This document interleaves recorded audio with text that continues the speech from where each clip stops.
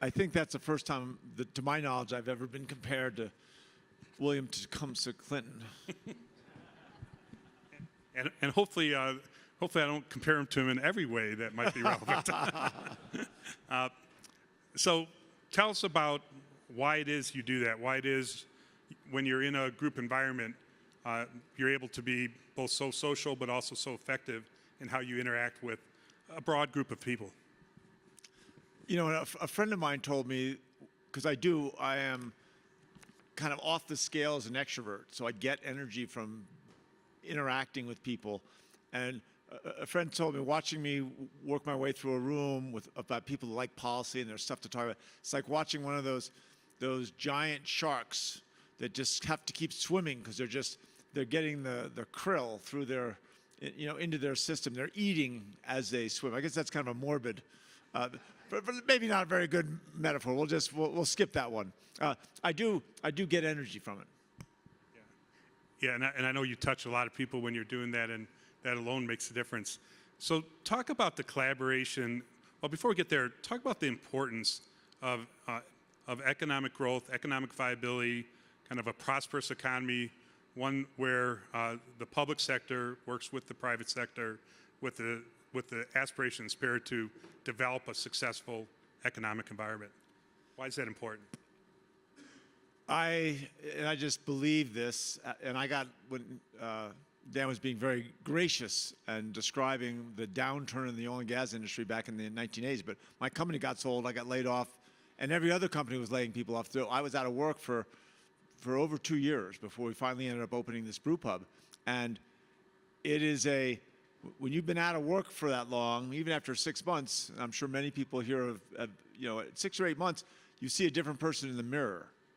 And I am convinced that quality of life starts with a good job. And we don't have enough good jobs. We've got lots of jobs, but not enough good jobs. And we don't have or at least we didn't have the ecosystem where everybody was pulling on the oars together and in synchronicity to try and create an environment that would create more jobs. And take people like Dan Caruso, he is a job creator. And there are not that many people that really like to aggregate companies, like to create jobs, like to grow things.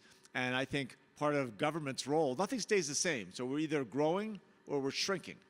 So if you're not growing, you're shrinking, you're having less employees, less jobs, less customers if you're in any kind of business. Ideally, what we've focused on is trying to get everyone working together, collaborating together to create an environment where we get less rules, less regulations, more access to capital, again, in every way we can to make it easier for job creators. So this is a simple question, and I recognize the answer is multifaceted, so maybe focus on the 2 or 3 things you think are most important that this group can contribute toward the answer to this question. And that is, how do we bring more of our inner city kids, or even in the case of Colorado, the rural population, that people are otherwise perhaps overlooked by the opportunities that are created by the new economy, the tech economy. How do we draw more of them in and help them, facilitate them being part of that ecosystem? And that is, I think, one of the questions of the day, because one of the reasons the country is so divided now, and in many ways torn apart, is because we haven't worried about those we've left behind. And those who didn't get the right training, didn't have an opportunity to better themselves. If you look at the percentage of people now who are 30 years old who feel they're doing better than their parents were when their parents were 30, it's under 50% for the first time in, I think 50 or 60 years. That should be very concerning. So how do you do that? You have to find people who have an inclination to be part of the solution. And it takes resources. I've spent I was mayor of Denver for 8 years. I've been governor for almost 8 years.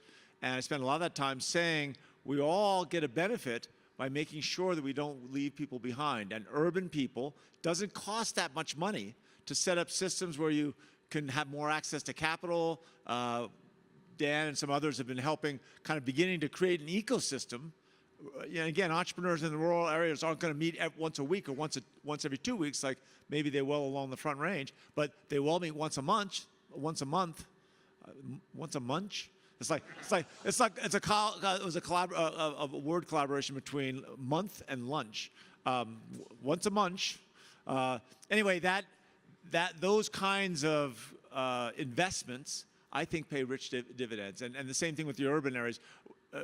If we don't do a better job of getting people of color, Latinos, ex-cons,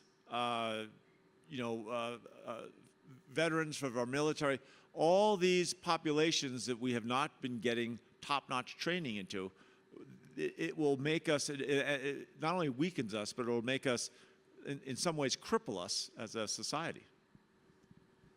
So part of creating these broader opportunities is having successful companies who are in Colorado. And as I said earlier, that doesn't necessarily mean companies that were started here. It could mean companies who are scaling here. So maybe, Governor, you could talk a little bit about the kind of companies who are extending their operations, sometimes moving their headquarters, sometimes opening up dual headquarter type facilities here in the Front Range. The type of companies that are doing that, and why are they doing it, and is that good for the state? So, and part of what I do is I sell Colorado as a location for people that want to create jobs. And if they've got a company that's headquartered somewhere else, but they need to create jobs, I argue, and I think effectively, that they can get they can get more talent for the same amount of money, and then get more output from an equal amount of talent in Colorado than they can in other places. And again, sometimes they push back, well, what about all this outdoor recreation? What about the pot? What about this? What about that? And I think on every one of those questions, I mean, we've got a whole series of answers that a person with a balanced life, I'm not saying that pot is a balanced life, so just let's not be tweeting things that don't make sense. But I do think that that outdoor recreation is, and that kind of activity creates a balanced life and a better employee long term. And most companies, even the most technically oriented companies, need the right social cement and character to really succeed at the highest levels. It's not just about your tech capacity. Great.